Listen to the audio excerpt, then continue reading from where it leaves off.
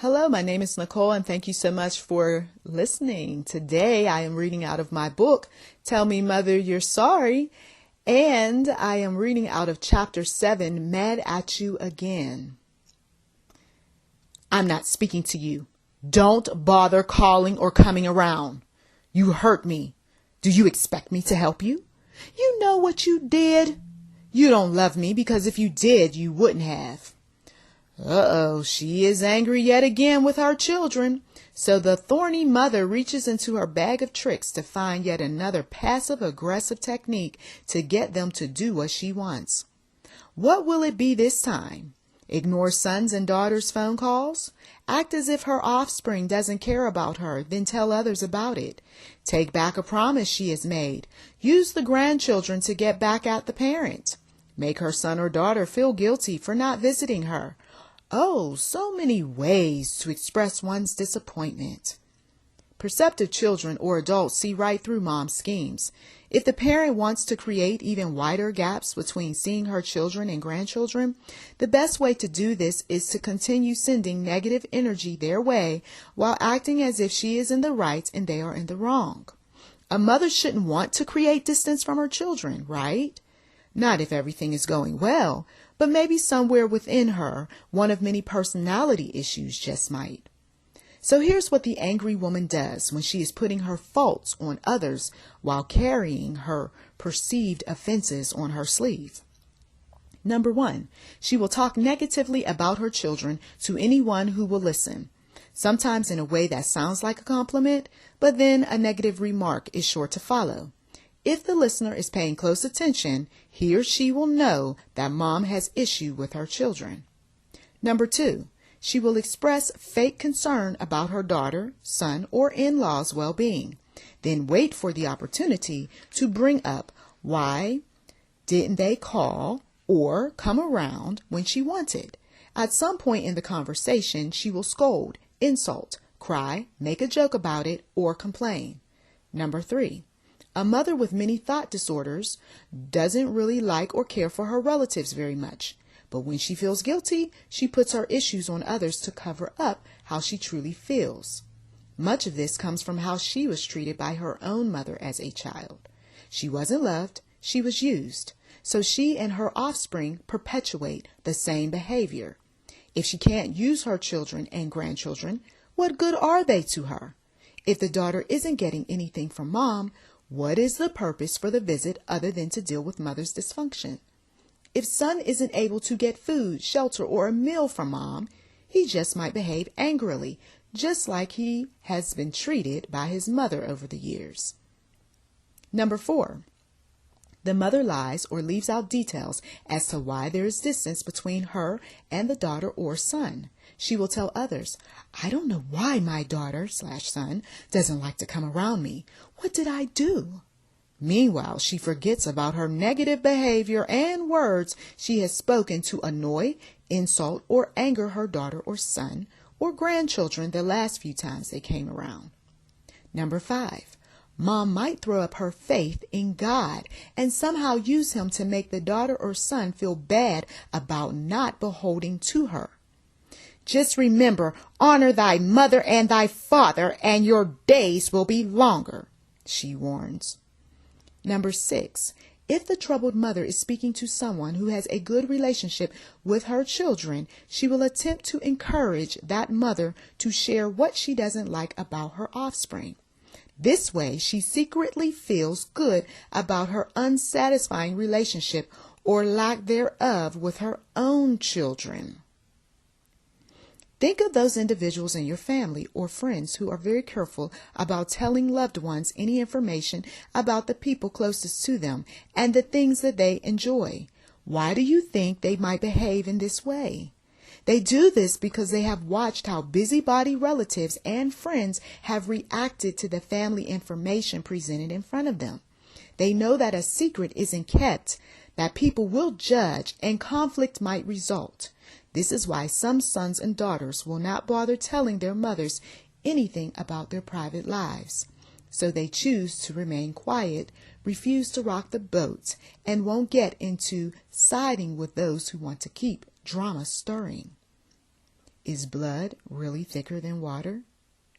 When you don't support a mother who expects blood to be thicker than water, there will be challenges. She will assume you don't like or love her, and not only will she do any of the above mentioned, but she might cut you off and encourage others to do so.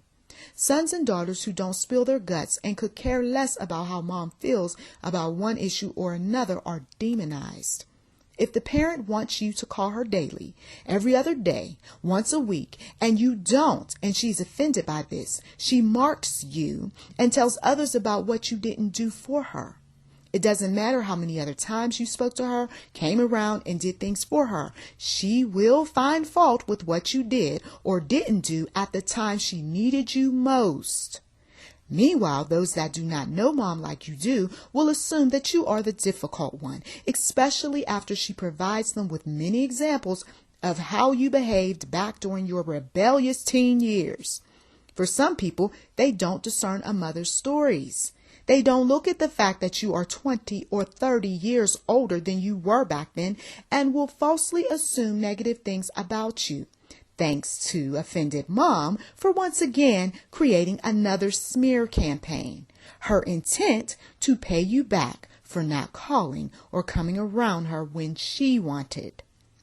Mad mom holds grudges and looks to get even. She pouts, whines, complains, eye rolls, tells others your personal business, or gives you an evil glare, whether to your face or behind your back. She is biding her time, and one day she is going to bring up all you said and did that angered her, usually during a time when you are feeling and looking good, or kicking you while you're down, whichever comes first. The idea that you are doing well while she is still steaming over an incident is just too much for her. Denial. Now let us assume that all is well and you dismiss mama as being mama. That's how she is. I'll just live with it, you might say. So what? She's mad. And so you move on. Yet something comes up that you heard she said about you during that time when she was offended by what you did or didn't do related to her. So you confront mom and she acts as if she didn't say anything bad about you. Then she proceeds to talk negatively about the messenger who she suspects told you what she said. Mother might even include a few things that will make you mad with the person who shared her nasty comments. See the extreme length a needy mother will go to look good in your sight? She will first deny or even lie about something she said or did that hurt you. Then she will talk about others to distract you from what you need to hear from her. You see, she wants to stay in your good graces because she never knows when she might need you. However, if she doesn't feel like the messenger is someone she can rely on, she doesn't mind throwing that person under the bus. But if this is someone that she too needs in her circle, she just might throw a bone to him or her about you two. Begin a war between you and the messenger while acting innocent in it all. I never said that. I didn't do this. Mother denies her involvement. Guilt and shame. Moms that are emotional and controlling tend to use guilt and shame techniques, often to whip children into shape. They want them to experience consequences. These deceptive practices work when one is still raising young children and might continue with young adults in an effort to force them to fulfill a mother's wishes. But it doesn't make these tactics right or mentally healthy. Sometimes the shame and guilt feelings take years to get over. They affect one's self-esteem and cause problems in future relationships. Mother might shame her child in front of relatives and friends, falsely thinking she is making a good point. She cries, yells, slaps, curses, and does mean things to cause her daughter or son to break down and cry in front of others. Mother could be watering a seed of hate without even knowing it. Wouldn't it have been wiser to pull the child aside rather than make a spectacle of him or her in front of loved ones? A mother has to think wisely when it comes to teaching lessons that involve shaming her children. Many women do this, but one must know his or her child. If the relationship is already bad between mother and offspring, chances are it will only get worse. Unfortunately, with so much on the internet, One can only guess whether some mothers are sincerely teaching children or are they just shaming their children for attention. Some mothers will use one's faith in God and how you need to or ought to act to make children feel guilty and ashamed. Those in church positions might use their platform to embarrass their children. These same mothers might talk of the day they die and how you don't want to feel guilty for how you treated them and shame the family. A mother on a mission to shame and guilt children will enlist the help of others. For example, news media, family, friends, social networks, etc., to damage your reputation and make you feel bad for not doing what she wants. Blame. When mom doesn't want to take responsibility for her evil deeds, she needs to blame someone. Her favorite people are never blamed, but the scapegoats or the ones she deems as wild, crazy, useless, selfish, lazy, mean, or any other negative label will be blamed for any and everything if people continue to let her get away with it. Mothers who have their own agendas know how to stir the pot of family destruction in an effort to get desired results. If that means directing attention on the unfavorable ones to present themselves as being righteous, good, and wonderful, they will. We wouldn't be in this mess if it wasn't for our stupid daughter. I wish that my son wouldn't have done that because we would have received. I blame my children for not letting me know about that. The blaming mother babbles on about why something wasn't done, why she didn't help, wasn't aware, and more. Secret madness. Some mothers will hide their anger for a time, whether their personal madness is related to children or not. They will keep it secret until they can use it for any number of reasons. As strange as this may seem, a tricky mother knows she will get attention from children when the day comes that she sheds her pleasant public demeanor and allows for her tough-talking, behind-closed-doors rant to show up.